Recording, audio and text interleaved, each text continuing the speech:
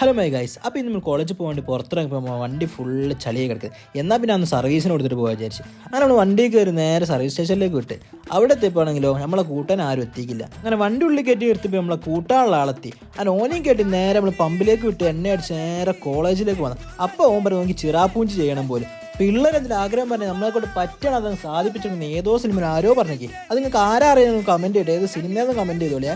എന്നാൽ പിന്നെ നിങ്ങളതൊന്ന് കണ്ടു നോക്കിട്ടോ. ഓൻ്റെ ചിറാപ്പൂഞ്ചിൻ്റെ ആഗ്രഹം നമ്മൾ സാധിപ്പിച്ചു കൊടുത്തത്. ചിറാപ്പുഞ്ചി മഴയത്ത് നിലാവഞ്ചി തുഴഞ്ഞത്ത്, ചിറാപ്പുഞ്ചി മഴയത്ത് നിലാവഞ്ചി തുഴഞ്ഞത്ത്.